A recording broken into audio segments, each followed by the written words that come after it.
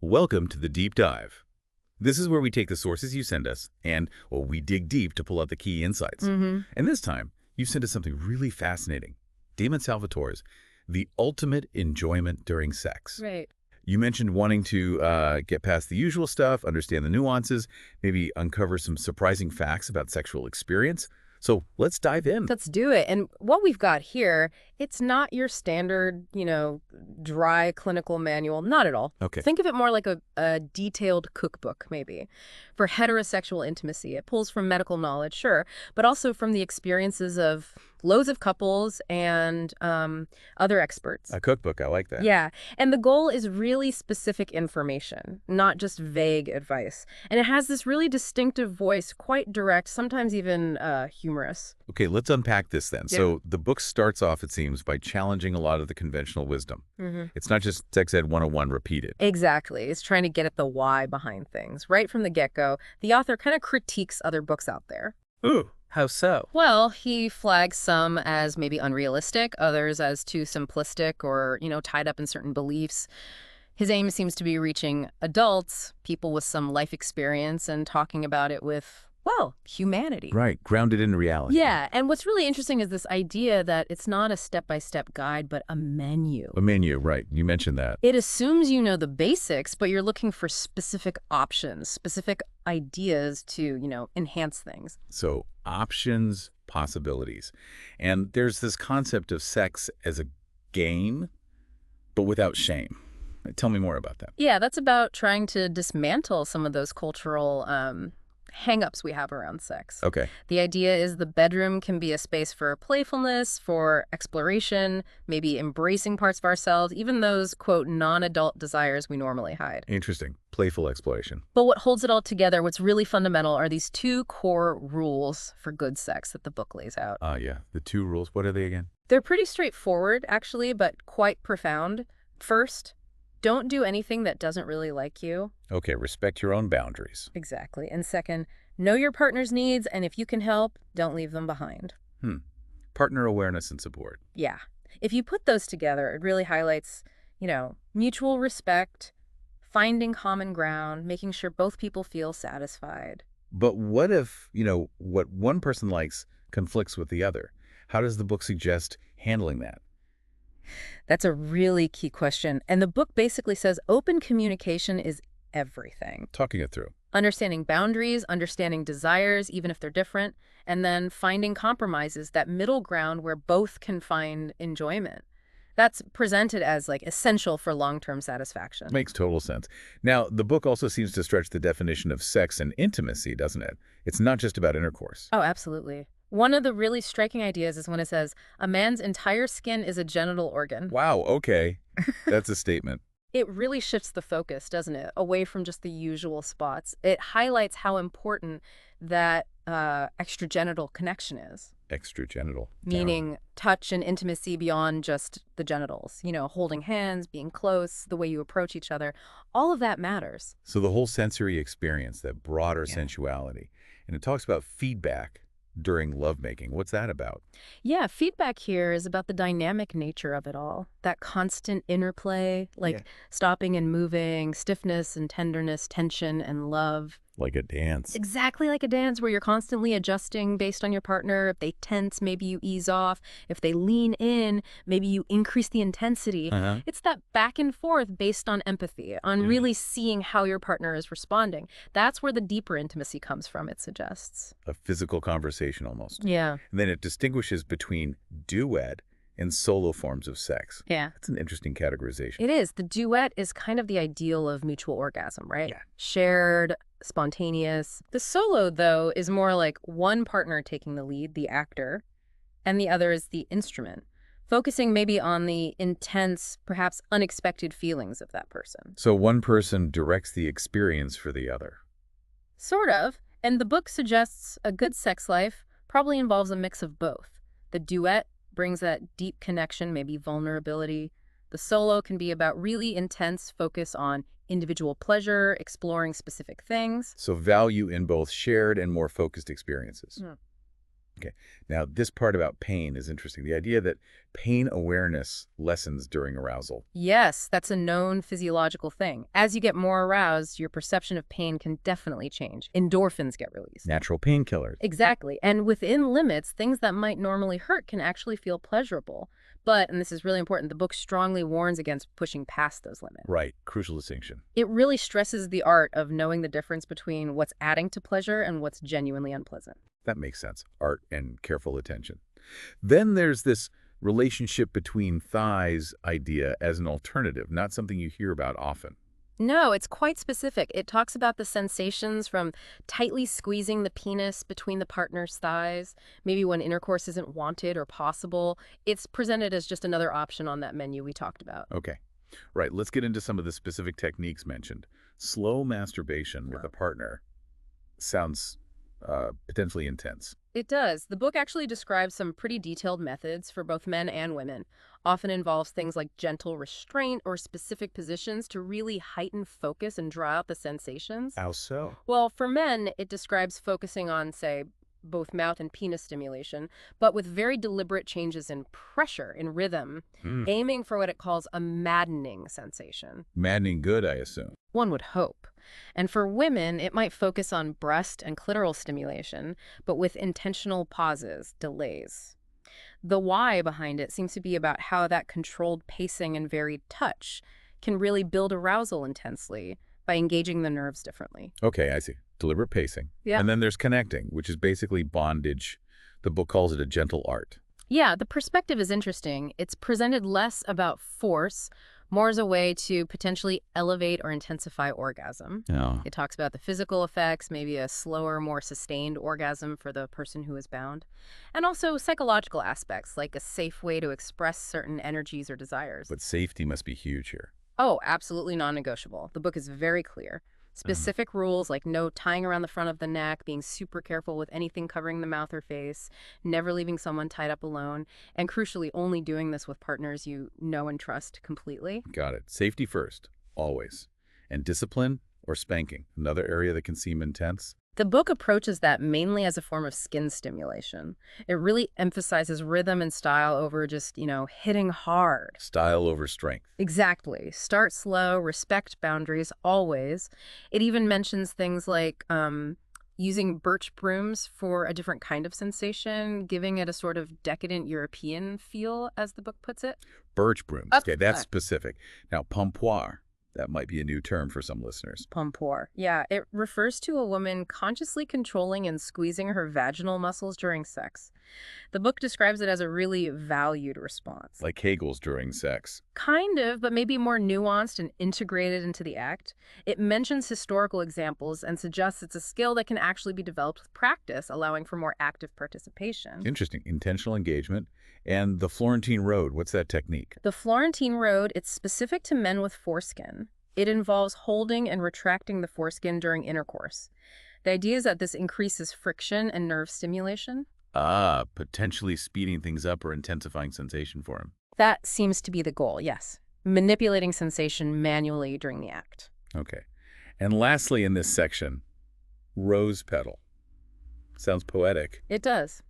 It's the book's term for tongue stimulation of the anus and the perineal area, the skin between the genitals and the anus. Right. It mentions the aesthetic side, but stresses cleanliness and mutual consent are absolute musts. Only if both partners are truly comfortable. Consent and comfort, always the baseline.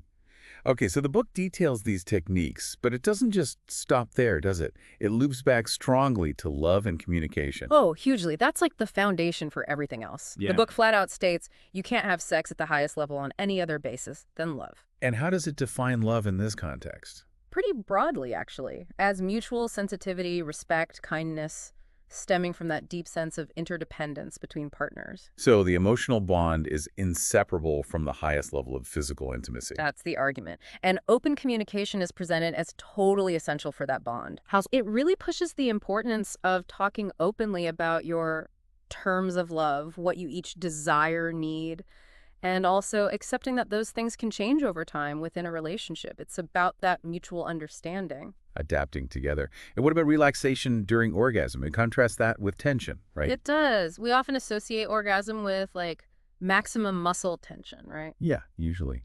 But the book points out that a really relaxed orgasm can be a totally different but equally pleasurable experience. It even suggests ways to achieve that, maybe through passivity and very focused stimulation. Exploring different bodily responses to pleasure.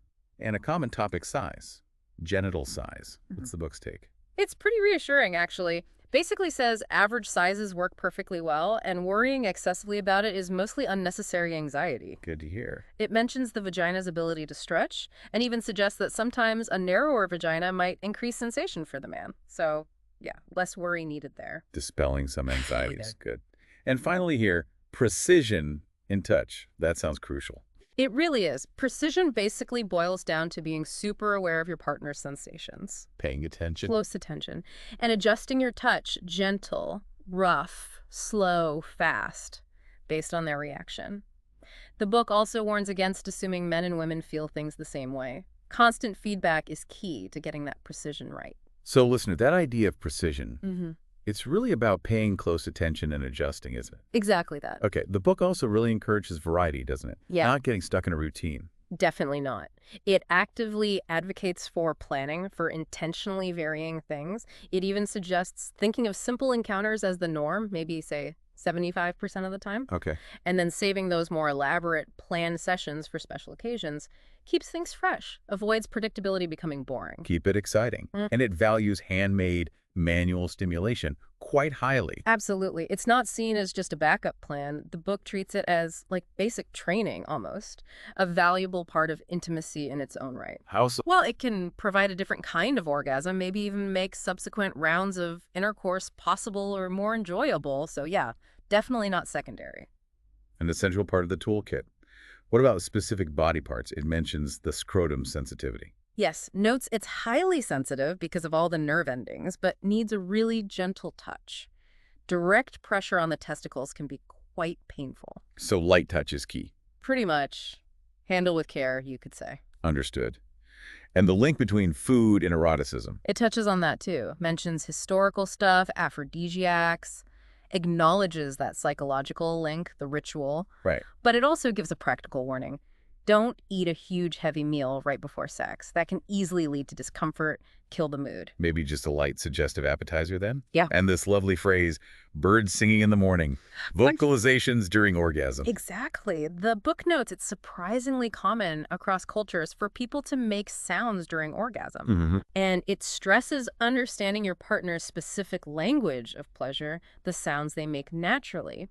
And importantly, creating a space where both feel totally free to express themselves without feeling inhibited. Embracing those natural sounds. The book also discusses the front skin foreskin.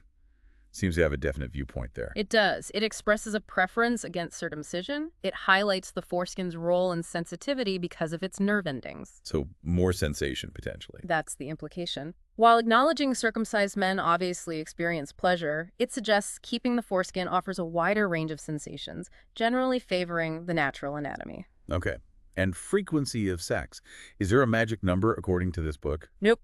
The book is very clear. The correct frequency is simply whatever both partners enjoy and feel good about. It's subjective. Totally. And it also points out that if you sometimes replace intercourse with other kinds of intimacy touching closeness, you might actually increase the total number of, pleasurable peaks in the relationship. Quality and connection, not just quantity of one specific act. Yeah. And the definition of sex itself is deliberately broad here too, right? Exactly. It's not just intercourse. The book includes just being together, sharing pleasure or relaxation, even non-physical intimacy, that desire to connect, all as valid parts of sexual expression. Challenging narrow definitions. Very much so. It's about the emotional and psychological connection just as much as the physical. Makes sense. What about timing? Awakening with sex. Yeah. It suggests maybe saving the more involved encounters for relaxed days, not rushing on busy mornings. Practical advice. Acknowledges everyone's different sleep patterns, kids impacting things. But basically, the idea is that more intense experiences are better when you have the time and energy to really be present. Timing is key. Uh-huh. Now, the section specifically on women seems really important. Yeah. Highlighting differences in response. Absolutely crucial section. It emphasizes that women's responses can differ from men's, often areas like breasts and skin are stimulated first. It also highlights how important who is doing something and the way they do it can be for women. And it addresses potential fears or hesitations women might have. Importantly. Importantly, it directly tackles and refutes that old, harmful idea that women are somehow naturally masochistic. Good. Dispelling myths. Yeah. And then it discusses the vulva, addressing anxieties people might have. Yes, it encourages partners to get familiar, maybe observe each other during masturbation to really understand what kind of touch feels good and where. Learning through observation. Yeah, and it also makes the point that often the specific position matters more for sensation than just size. Position over size. Got it. The bidet gets a mention, too. Briefly. It does, yeah. Mostly just about hygiene after sex. A convenient way to wash, but it also warns against overwashing the vagina, which can upset its natural balance. Moderation. Again. Yeah. And boobs, described as a natural focus, maybe second or even first. Exactly. Highlights the huge variation in sensitivity for both men and women, actually, and offers ideas for stimulation. Gentle massage, light biting, sucking, encouraging exploration to find what works. Exploration is key, and kissing, not just lips. Definitely not. The book pushes for extending kissing to the whole body, says it adds a significant layer to intercourse, especially face-to-face, a deeper sensual connection. Full body kissing. Finally, oral music, oral sex. Notes a trend towards reciprocity. It does, yeah. The rise of mutual oral sex, 69. But it also points out some practical difficulties with that position for giving optimal stimulation to both at once. Okay, so maybe not always the most effective. Potentially. It suggests exploring other positions that might work better and touches on things like ejaculation during oral sex, the role of scent. Again, open communication about preferences is key. Always back to communication. Pretty much. Well, this has been a genuinely deep dive into Damon Salvatore's The Ultimate Enjoyment During Sex. It really does seem to push for a very broad, experimental, and communicative approach to intimacy, tailored to what people actually want. Absolutely. You said at the start, listener, you wanted specific insights, the why behind things, moving past the basics. I think this source definitely delivers on that. It encourages a much more thoughtful, nuanced exploration. It really does. So for you listening, maybe take a moment. Think about one aspect of how you understand sexual intimacy that this discussion has maybe challenged or expanded on.